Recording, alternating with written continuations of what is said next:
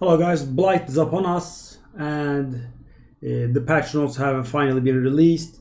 Blight will be released in approximately 2 days and I am planning on going in hard on Blight, and the patch notes, as you can expect from Path of Exile, are huge, guys. I mean, it goes on for pages and pages and pages, and I wanted to go over them with you so you know what to expect. But of course, guys, it's not a good idea to go over every single thing, but we will skim the content generally. So 2 days from now Blight will release, and approximately 2 days, and guys, we are given an option to get a fresh start. So we will not have access to standard items, the standard legacy items, etc. I mean, you have to play the new version of the game. I mean, the other people will also play the new version of the game, but for playing the new league, guys, you are rewarded with some challenge rewards that give some cosmetic effects, and you are rewarded with some special uniques, legendaries. And of course it's fun because, guys, the economy will be always shifting. I mean, Exalt orbs will at first cost like maybe 40-50, Chaos orbs then they will go up to 70-80, and all items will change value drastically in the first few days. So let's get to analyzing the changes. So one last thing, guys, your current league characters in Legion will be converted into the respective league in standard. So if you have a standard character, a regular league character, that will be converted into standard. If you have a league hardcore character, that will be converted into league hardcore, and they also get respectively converted to do solo self-found versions as appropriate. So regular characters, standard characters will be standard solo self-found, and hardcore league characters will be converted into hardcore solo self-found. So we will get a new NPC that will help us in our fight against the Blight.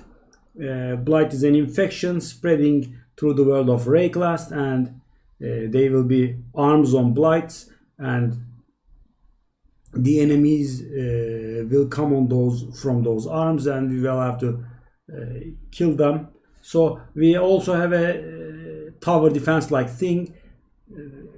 We have fire towers, we have lightning towers, we have cold towers, and many others.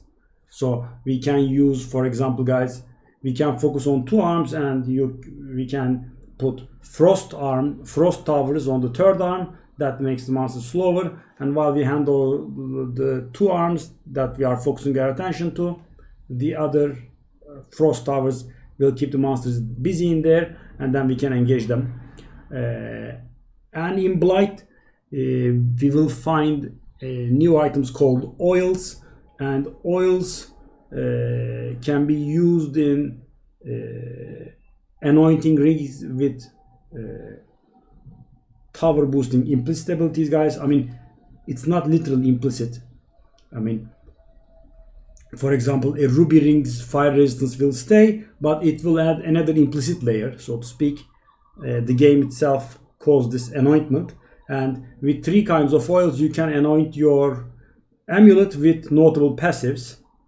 So guys, that's very nice, right? For example, because I mean, if you are a marauder or something that starts at the bottom of the passive skill tree, and the +1 curse, for example, is quite up there, and that's quite far to you, and you have to get a lot of unnecessary nodes to get there, and you can get that on your amulet and just get rid of it.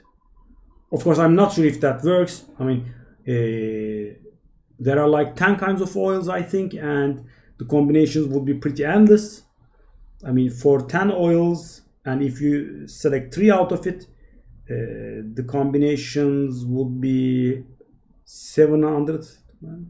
120 combinations will be available. So I'm not sure if you can get every notable from this, but if you can, well, 120 combinations are more than enough. If you can, that's great, right? I mean, you can get a very crucial node that's quite far away from you. And guys, in case you don't know, notable means, you know, there are the small nodes there. I think they are called nodes in game for the in-game term as well. And the big nodes, the really big ones, like the resolute technique that will make you always hit but prevents you from critting, those are called keystones, and the middle-sized nodes are called notables. So this will give you a notable.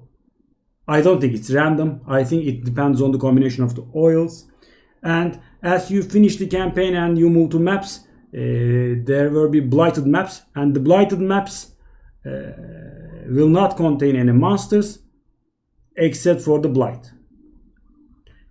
So the Blight League will come in standard, hardcore, and solo self-found, and you can also make private leagues if you like. We will have 40 challenges again. With 12 challenges we will get the helmet appearance. We will at 24 challenges we will receive the Blight portal effect, and at 36 challenges you get the wings.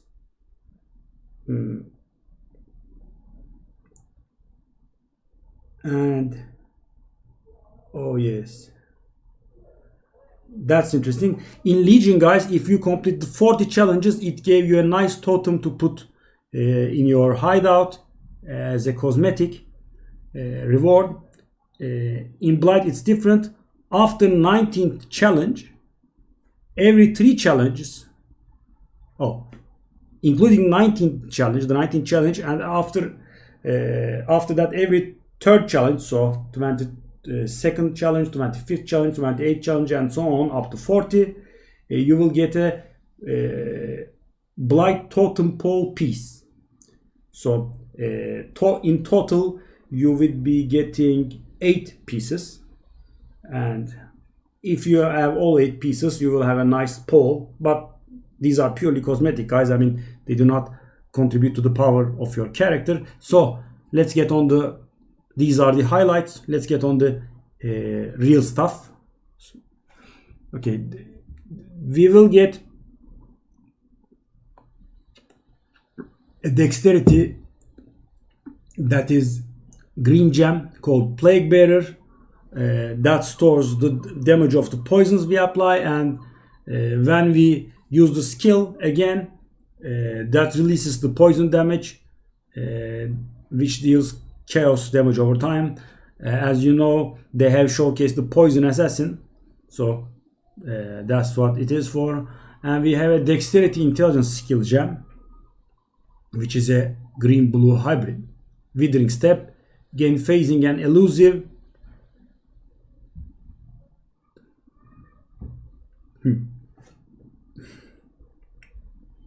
It gives you a decaying movement speed bonus, guys, which means it gives you less and less movement speed bonus over time, and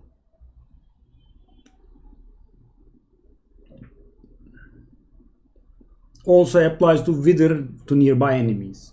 Okay, there is another dexterity intelligence gem called Cobra Lash that gives a throws a poisonous projectile that chains, that works with daggers and claws. Another dexterity intelligence, Pestilence Strike, yeah, another poison ability, another poison ability with dexterity intelligence, guys. So they are making the dexterity intelligence poison build a thing. Yeah, it synergizes with Whirling Blades. We have a new intelligence skill gem called Carrying Golem, and they are also promoting the summoner type this time, guys, and it receives a damage bonus that relies upon having other minions than the golem. So your skeletons and zombies boost the damage of the golem. And we have some mine and trap revamp. We get an intelligence dexterity skill gem called Stormblast Mine. Summon skitter bots. Yes, these are for traps and mines. I mean, you summon some small stuff, they explode after some time, dealing damage. We have a new trap and mine support gem.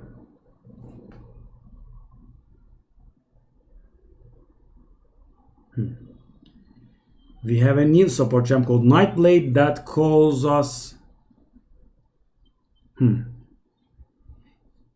critical strikes grant elusive buff.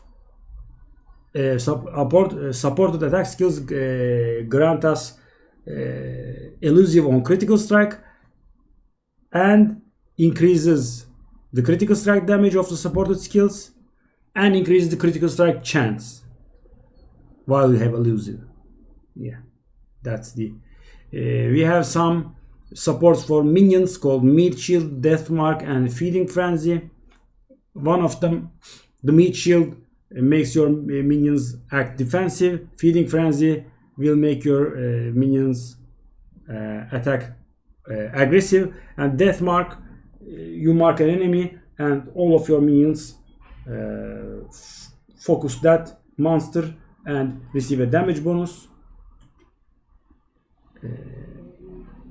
We have a few more support gems that support the mine style of gameplay and summoner style of gameplay. We will be getting 16 new unique items, 19 new divination cards, a new wand base has been added, 2 new ring base types have been added, the oils have been added obviously to anoint the rings and amulets. So as I said, they have reworked mines, the summoners, and the poison assassin characters. Okay, these were the major contents. Let's move on to minor.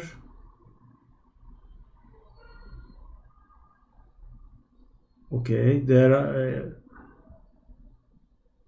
added 2 new grandmasters to the pool of grandmasters. Does that mean for the... Oh, I see. It's for the whole of the Grandmasters map. Well, it's a nightmare. I can tell you that much. I mean, this stuff is not really... There have been more labyrinth enchantments added to the game. The Atlas missions are reworked, guys. We have discussed this before, I think. So I'll cut it short.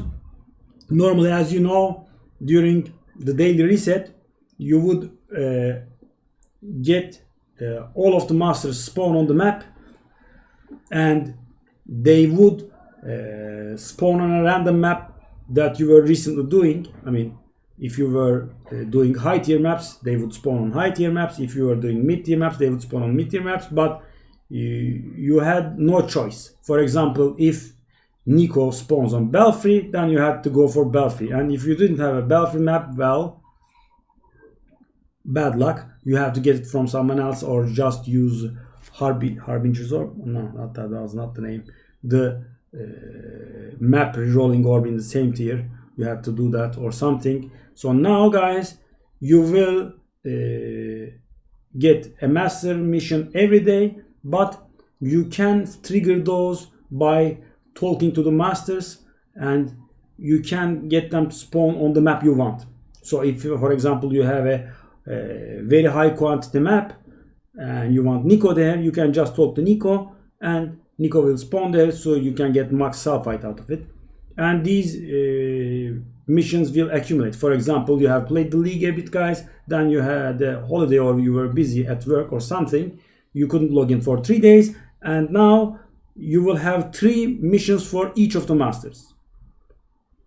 That's pretty nice. And in case you have tried this, if you grind maps too aggressively, guys, during the day, you could actually randomly encounter the masters in those maps, and you could also get the masters to respawn.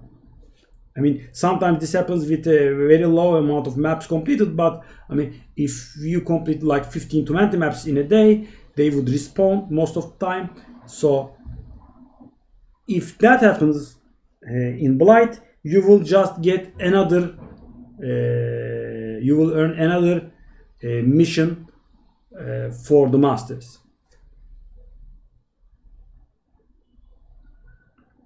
So you just talk to the master and make him spawn in that map, and then you can go do it. Okay, since we have the players like Legion, guys, they will be adding Legion to the core game. So in standard you will encounter Legion, but as of course it will be a diluted form. Legion can be found in the Temple of Azathoth as an encounter. It can be found in the mine as a Delve encounter. That's a rare one. Every time you enter a map, you have a 10% chance of seeing a Legion monolith. Let me see.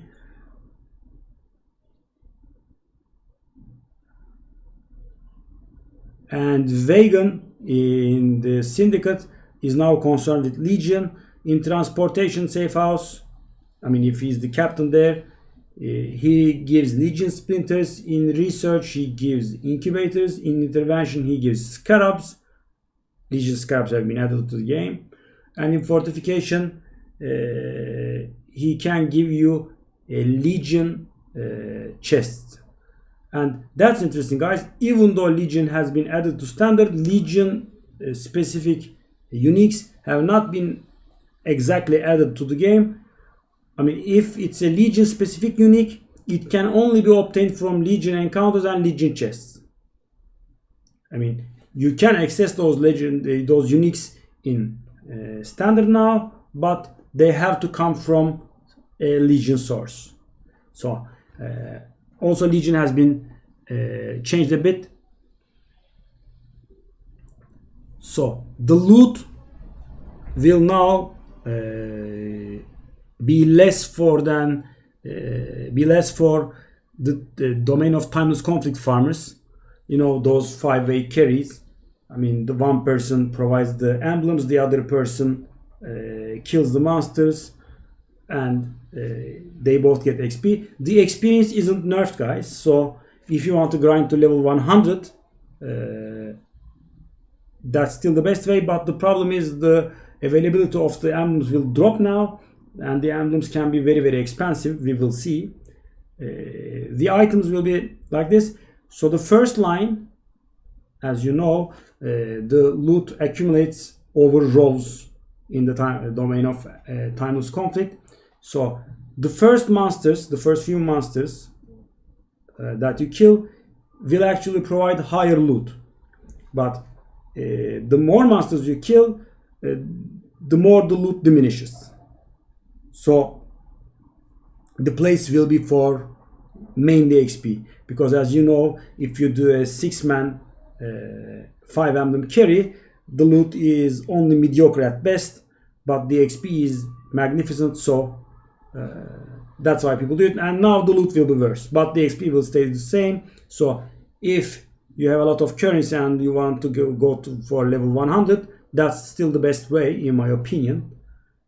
Because guys, Chayula pure breedstones are very good too, but the problem with Chayula's breedstones, the monsters in Chayula's breedstones are level 83, and the monsters in the 5-way carry, 5-way timeless conflict are level 84, and that actually changes the experience you receive a lot. So the looting can be troublesome, that can take a bit of time, but if you are doing it with 6 people, the looting doesn't take all that long, because I mean, there are not that many drops. So that's that. So they say you will now receive approximately the same quantity of items per emblem used in 2 emblem counters as in 5 emblem encounters. So the loot has been nerfed quite a bit. Okay. They have rebalanced summoner characters. I mean, minions have now more accuracy. Minion passive skills, many minion skills have been added to the passive tree, and they also were improved. So the summoners should be much stronger now. Also, the mines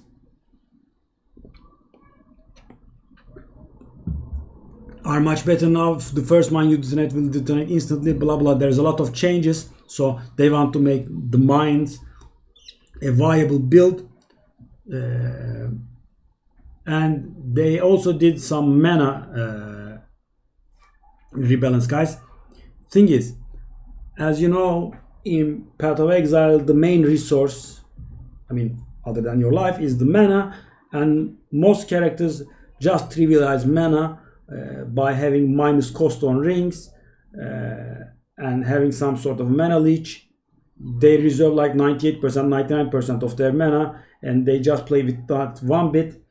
I mean, GGG doesn't have anything against those guys, but casters are also doing it, and they don't like it. So they removed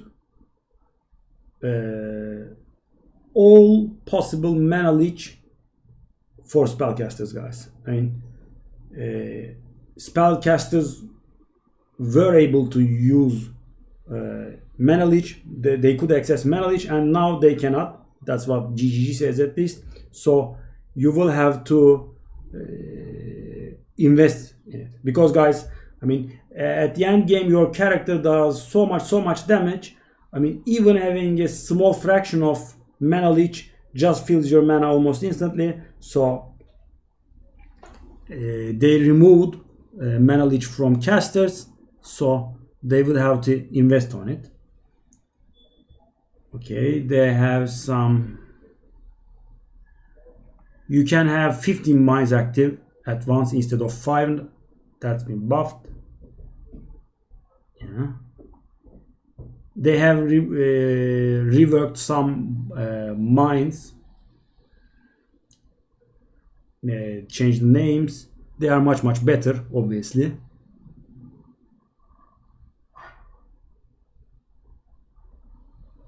Okay, that's slightly important, so I will remark upon it, guys. So they changed the radius of auras because they have made it. They have made some changes to aura radius in the passive tree. So auras like Hatred and Wrath will have a base radius of 40 instead of 36 now.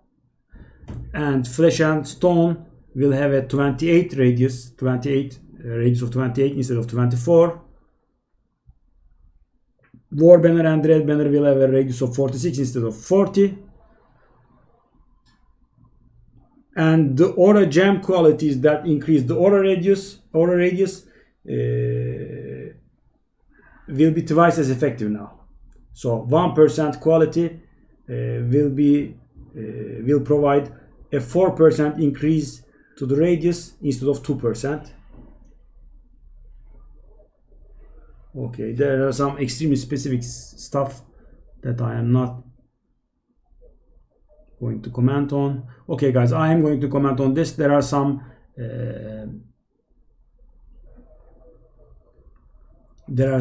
skill changes, but I will remark upon Cyclone, because Cyclone was the dominant skill of Legion, as melee was recently buffed.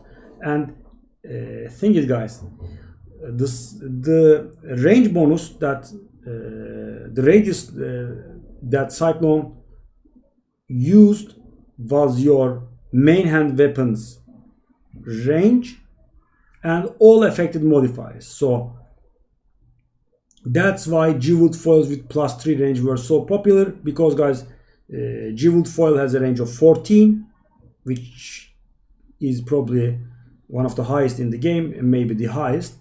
And you can craft it with a +3 range using the essence, so that's 17 range. And in the offhand, if you use a prismatic eclipse with 3 white sockets, you would have a 23 range weapon, guys, because that +6 range is global. And then you get some range passives from the tree, and you would have a huge cyclone. I mean, guys, you could make it so that it literally reaches the end of the screen. That's because, guys, every single increase will be multiplicative. So for example, you have a 23 range cyclone and you have +1 range, and that gives 10% maybe. That radius is multiplied by 1.1. Boom. Then you get +2 range, then that becomes multiplied by 1.2. And guys, if you multiply a skill multiple times, I mean, the effects of those multiplications stack and making the radius huge. Now they have nerfed cyclone to have an additive range, guys, so they will just be added. So if you have 2 + 2 ranges, that will add only 6. And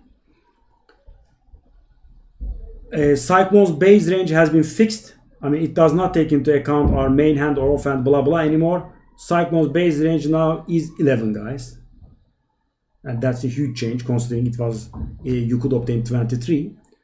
And melee range doesn't actually give it any more radius, but every additional melee range gives the Cyclone 8% increased AoE, area of effect. And also the Cyclone gems added attack damage is much lower. It used to be 56 to 85 damage at level 20. Now it's 26 to 42 damage, guys. Basically it's halved. So that's quite the nerf. And now Cyclone adds +1 radius per stage. I mean, these are not really important. So guys, Cyclone, I don't think it will dominate anymore, because these, I mean, the range, the radius of Cyclone was really important, and now you cannot get a big radius. And the damage has been nerfed slightly. I don't know how effective this will be. We will see, but it will not be that dominant anymore, I think. We will see. So there are some other changes which I'll skip. Flesh and Stone is now a 20 level gem instead of 6. It used to be 6, if you remember.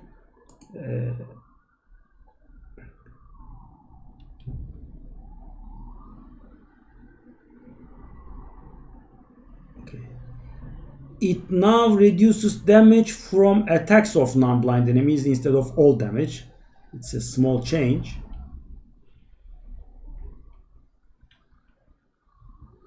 Okay, the max level efficiency hasn't been changed,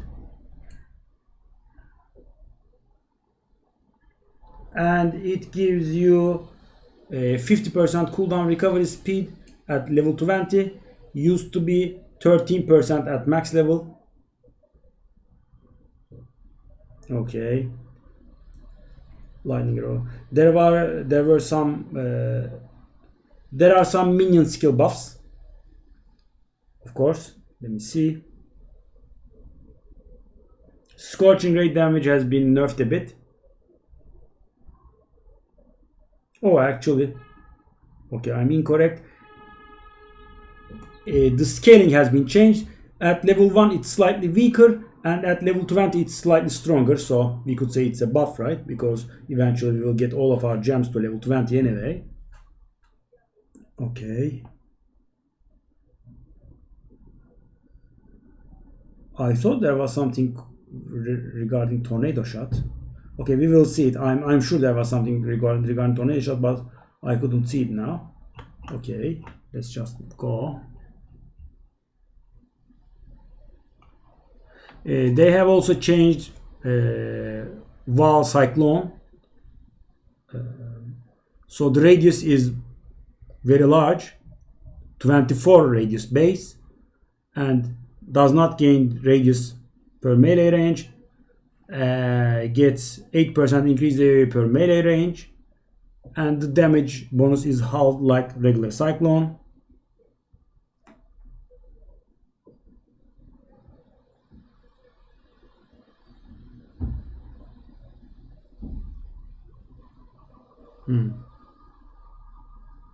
Okay, they have reworked the reduced mana support, because guys, reduced mana support might be important now because casters will not be able to get mana leech. It will be called inspiration support now, and when you spend mana on supported skills, you gain a charge, and you can have a maximum of 5 charge stored at once. And when you spend a certain amount of mana according to gem level, which is 800 for level 20, so if you spend 800 mana on supported skills,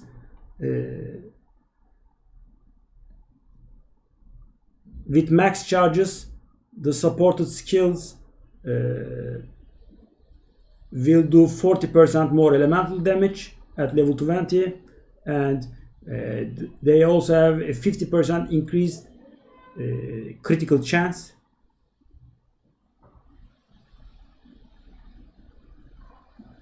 And also grants more charges per quality. Okay, support gem balancing. Fortify is important, guys. It's very popular. I'm just remarking upon popular skills. Okay, supported skills will also cause more damage with ailments caused by melee hits. That's Fortify. Multi-strike. The first 2 blows will do more damage in case the enemy dies. And the mana multiplier has been nerfed a bit.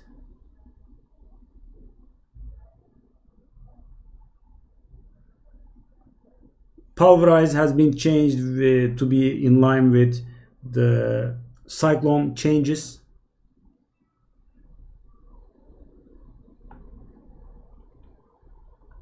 Some new skills have been added to the passive tree. We are in the passive tree now. And since they have reworked Cyclone, guys, they are more generous with the range now. Some of the skills that give +1 range for melee now give +2 range, like Master of Arena, Brinkmanship, etc. And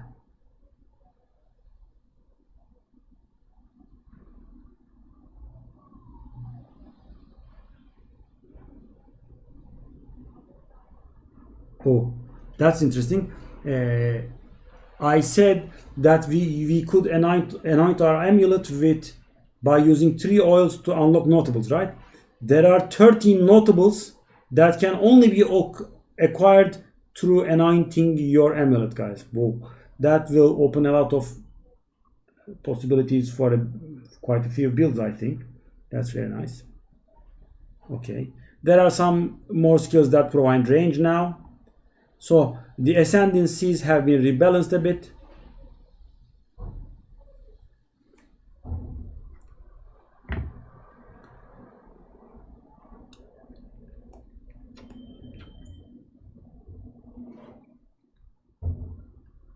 That's interesting. Necromancer has been reworked. Saboteur, Assassin have been reworked. That's interesting because, guys, unless I'm misreading stuff, these characters look like... Okay. Well, some stuff has been nerfed, some stuff has been buffed. I mean, these were not very popular characters. I mean, Assassin was kinda, but... Yeah. There are some changes. Berserker...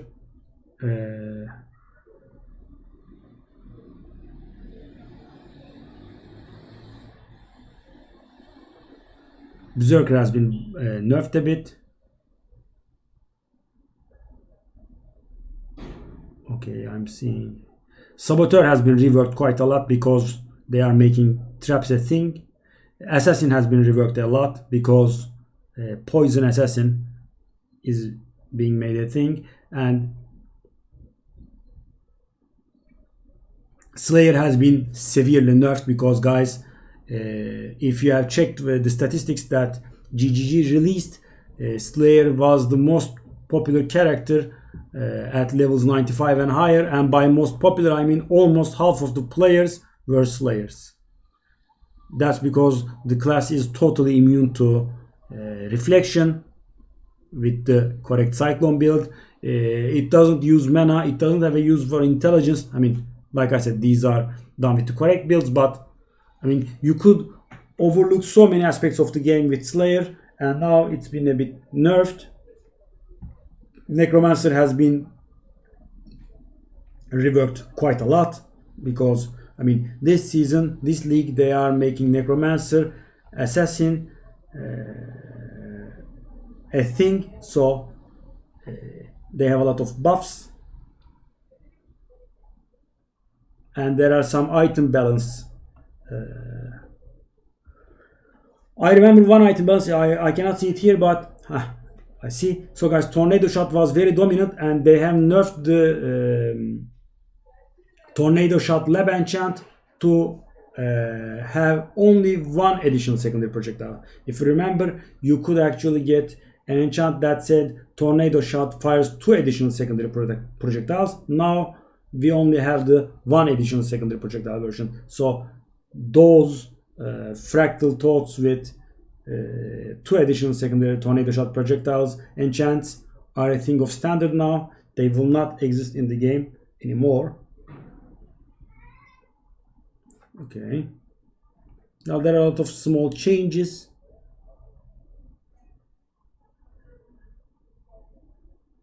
I think we can skip these. There are some unique items that have been rebalanced.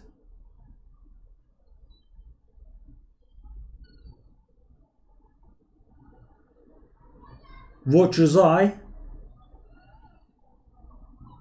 No, that's not a very dominant change. I mean, guys, of course, since I have played only a limited amount of builds, and this Legion was my first serious league, I might be skipping some, but I am taking a look at the items I know. See.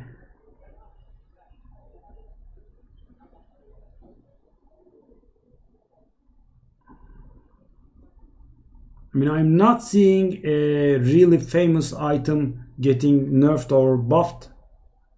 But of course, maybe some of the buffs will make an item very popular.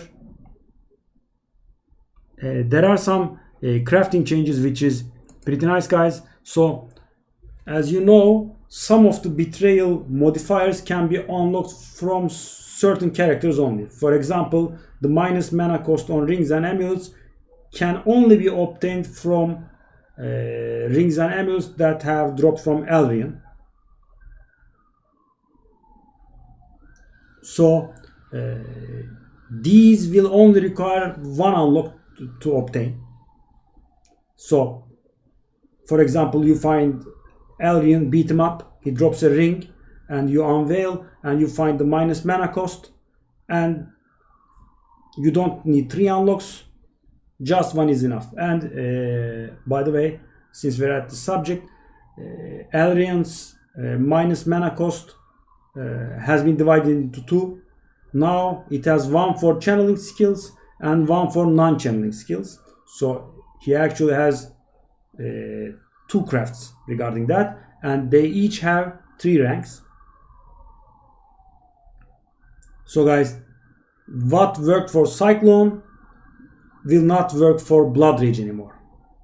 And that's actually important because, guys, those builds tend to have 98 to 99% of their mana reserved. So you play the game with 5 or 6 mana maybe, and you would be able to Cyclone for free, and Blood Rage or Steel Skin the other skills that you use cost like 3 or 4 mana maybe. Even though you had 98 to 99% of your mana reserve, you could use those skills. Now it won't work because Blood Rage will cost like 15 mana, Steel Skin will cost like 12 mana, and you would not have that amount of mana. I mean, if you actually try to go with existing Cyclone builds, guys, you got some news coming. They won't be as functional as they used to be. So the character specific unlocks will only require one discovery. You have to find it once and you will unlock the rank. And the same goes for the second and third ranks, and they will be more common to find. So for example, you want chest on stats, you need Hillock chests, and instead of having to buy like 30 Hillock chests, guys, I mean like 5 or 10 would do it. That's very nice, of course. And the same goes for the Cinder Swallowern, the flask from the mastermind of Syndicate. All of its crafts are single unlock now.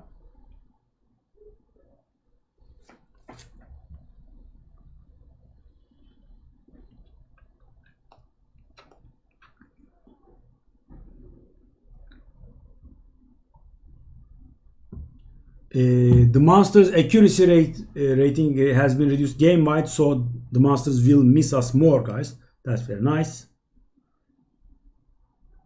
Okay.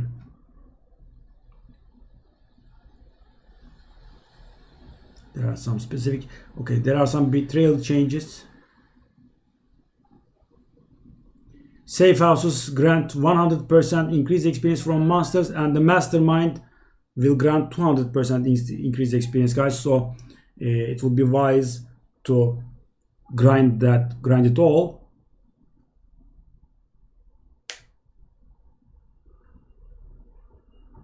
Your betrayal is now account wide and not character wide, guys. That's nice. I mean, all of your characters will share the betrayal.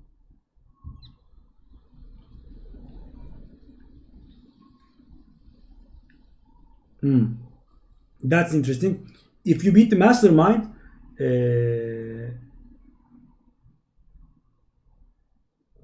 you will get a reward for every Immortal Syndicate member with a job on your board, including prisoners. That's what GGG says. So that's 14 rooms of rewards plus up to plus the mastermind. So which is very good, guys. So betrayal is much more rewarding now. Azurite Mine and Sulfite changes, please. I mean, I have delved last season, guys, and it was not very fun. So Sulfite is shared across all characters in the same league, of course. 65k is the hard cap, that hasn't been changed.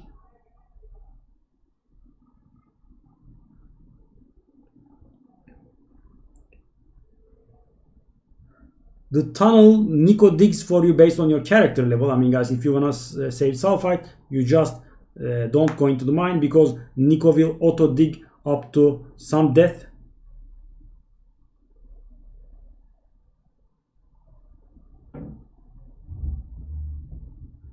So he will dig up to level 62 now. I mean, the monsters will be level 62 no matter how high level you are. When you reach level 86, which is approximately the game's estimate of when you should be finishing the game and start maps. So at that point, Nico will dig to areas up to requiring level 62. It used to be level 53. And the level growth for masters is now faster. So the deeper you go, the higher... No, that's incorrect. You have to go a few levels deeper to make the monsters level up instead of more levels. So you basically save Sulfite.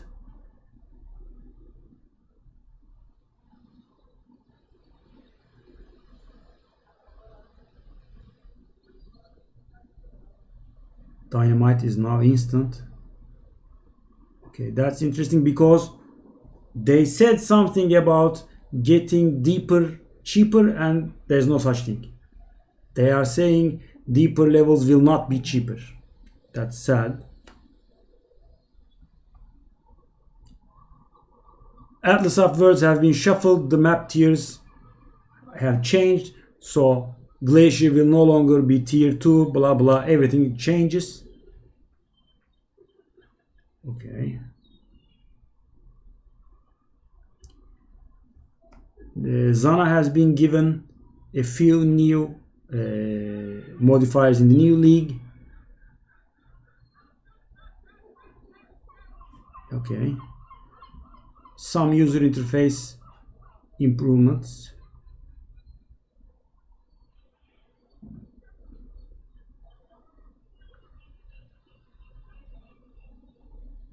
Quest rewards.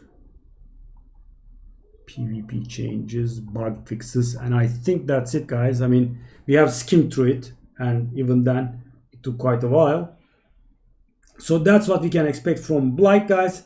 And knowing GGG, if there anything goes wrong, they will fix it pretty quickly. The changes look good, guys, but sadly I'm at a loss on what to play. I mean, I was thinking of Cyclone because I know that build well, but it looks like it will not be very viable in the end game. I mean, I could still level with it, of course, because during leveling, guys, you don't have plus a gazillion range and a huge area or something. You just play. Well, we will see. I need to figure out some sort of leveling build.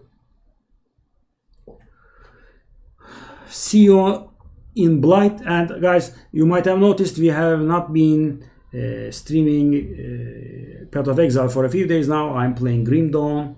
Sometimes I play Hearthstone or something. We will go back in full force when the new season gets released. Thing is, as you know, when the release of the new league approaches, many players will stop playing, and I also got to level 100 and got my 40 challenges done, so there was not really much left for me to do. So that's why I have stopped streaming Path of Exile temporarily. Like I said, in about 2 days we have the league's release, and I will play the league. So see you in there. Bye bye.